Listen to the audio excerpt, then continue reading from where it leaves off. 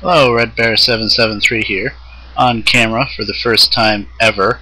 I just figured I'd try out this webcam thingamajigger and show off my magic card collection. Well, not collection, it's one deck. That's all I got. And you know, I'm a pretty novice player, but I do like dwarves, so I have a dwarf deck. Although there's not a whole lot of dwarves in it anymore. It's kind of a bunch of artifacts and stuff, but anyway, just figured I'd show it off, even though there's not much to it and not that great of a deck probably, but here you go. Now I have, I think, yeah, about 25 lands. I think the whole deck is 60 to 65 cards. We'll find out after I go through it. But I think I got too many lands. It's a few too many lands, especially because the first land is a special land. Now I'm going to try this. Yeah, this isn't really going to work. But it's a Dwarven Hold. And what it is it comes into play tapped, and every round that you don't untap it, you can put a counter on it. And, you know, it builds up mana. And you can tap it and get all the mana, or some of it. Pretty standard, and you know, of course it's a straight red deck, you know, so it's all mountains, a whole bunch of different mountains, and that's that. I think it's like 25 mountains. It's a little too much. I think I was probably being really unlucky and not hitting lands right away, so I put more in. Okay, now that's more. The first 4 creatures are elementals instead of dwarves. They're called coal stokers, but they go along with dwarves, I think. You know, coal. And what they are is they're a 3/3, costs 3 anything and a red. And when it comes into play, if you played it from your hand, which I always would, you add 3 to your mana pools. So as long as you have 4 mountains out, it only costs 1. And so I got 4 of those. Now we'll start getting into the dwarves. First dwarf I got here is Dwarven Thermagist. It's a 1/2 for 3. Yeah, this is really not coming out too good. But pretty much you tap it and you switch the power and defense of one creature. I'm pretty sure that's how it works. Yeah. Effects that alter that creature's power alter its toughness instead, and vice versa until end of turn. So that can come in handy if you think to use it. And the next dwarf is probably my favorite, and everyone else that I play against hates these dwarves and must kill them immediately. The Bomb Squad.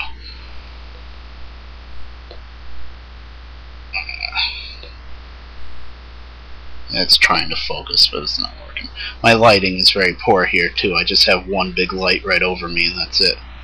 And the Bomb Squad is a 1/1 for 4, 3 of any 1 red, and you tap it and put a fuse counter on a creature. And then each round after that, you put another fuse counter on that creature that started with 1. And then once it has 4 fuse counters, you destroy the creature. It blows up. It's a fun card. And I have a lot of fun trying to keep them alive, because most people will kill those pretty quickly. And the next dwarf is a Whip Keeper.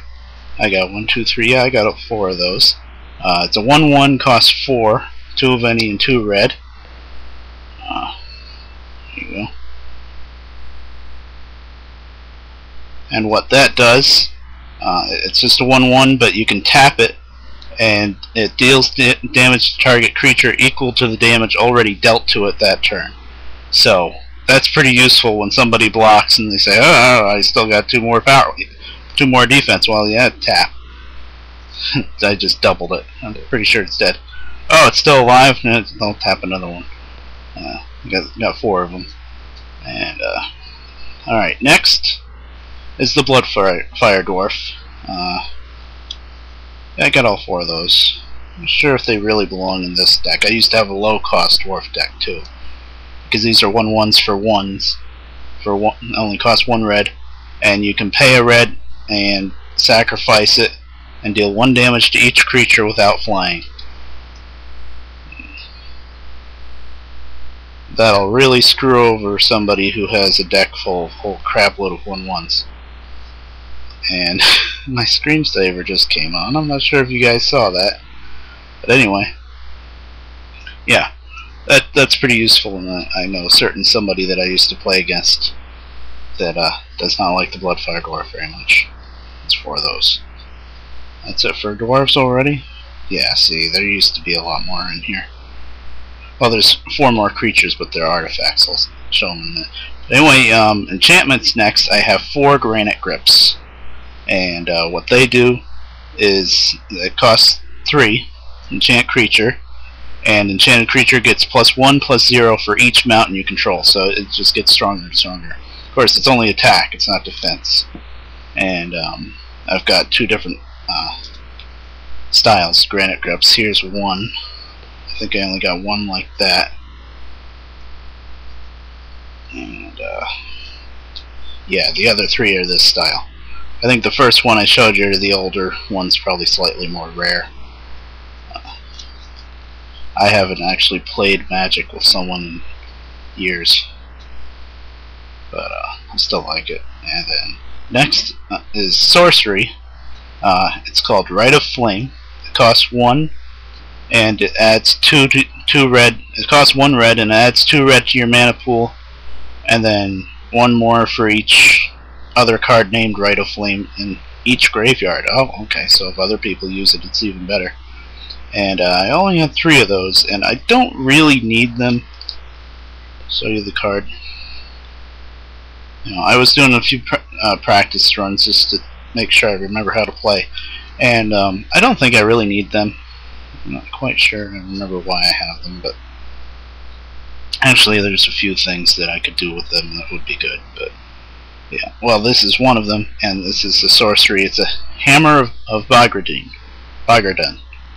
And it's kind of like Volcanic Hammer. It's costs 3, 1 of any and 2 red, and it deals 3 damage to target creature or player. It's pretty straightforward, pretty useful. And then you can pay 2 of any +3 red, so that's 5, to get it out of your graveyard and back to your hand. Only during your upkeep, and only if it's in your graveyard. So yeah, here it is, and that's got a fancy gold trim around it. I don't remember what that means. Tournament.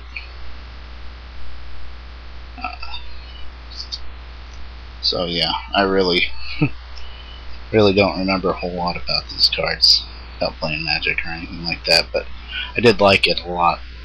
And then the next is 4 creatures, and the reason why I didn't show them before is because they're artifact creatures, and they're Oxidia Golems.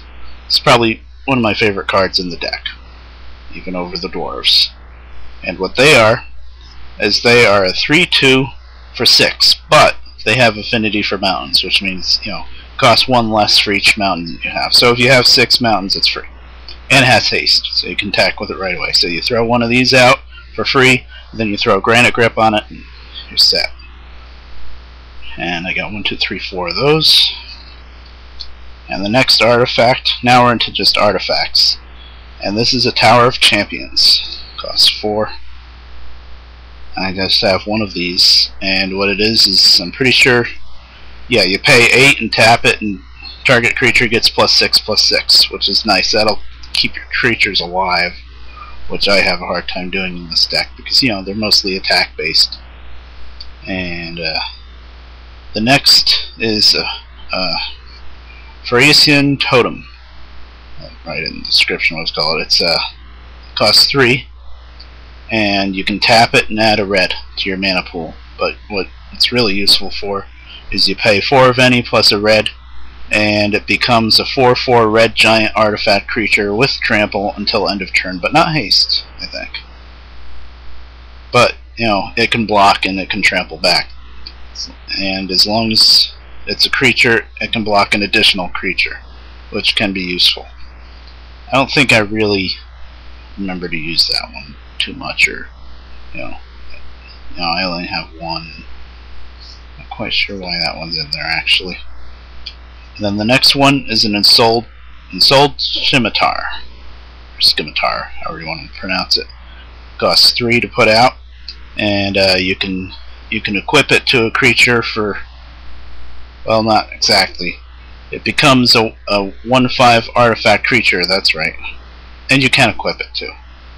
Yeah, you can pay 3 and it becomes a 1/5 with flying. You know, block with it, and but also you can equip it for 2 to get +1 +5, and there's defense again, which I really need. So that's really what I use it for. That's very useful for that. I'll show it to you.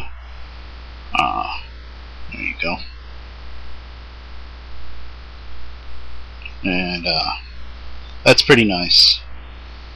And oh, there's another totem, Frisian totem. I guess I got 2 of those. And then I got 1 slagworm armor. It only costs 1 to put out. You can pay 3 and to equip it to a creature to give you +0 +6. So again, there's some defense. Slagworm armor. Yeah. And then this is, well, I was saying the other thing was probably my favorite, but this is probably my favorite, especially artifact. It's the Laksa Don Warhammer. It costs 3 to put out, and you can equip it to a creature for 3, and that creature gets +3 +0 trample, and has whenever this creature deals damage, you gain that much life. So that's really useful too when somebody starts walloping on you. You know, if you know you have it, then you can use that to get your life back. Sometimes. It depends on the game, obviously, but that's him. That's a dwarf on the picture too. I don't know if you could really tell. Well, I don't know if it is a dwarf actually. No, it's not. It's an elephant. But he's got a big hammer. I think it goes with the dwarf deck. And the last card is just a simple welding jar. It costs 0, and you can sacrifice it and bring back an artifact, which is any of those artifacts +1. You know, the golems, the Laksa Don Warhammer. So, and that's the deck. I think I just made it through the whole thing, and you know, I'm not pro at all. Nowhere near pro. I was still really learning a lot by the time we were kind of done playing Magic. So I also had a few other decks, but they kind of got broken up, and we put them all together in a big boxes and stuff. And that's it. So I'll see you guys next time. See you then.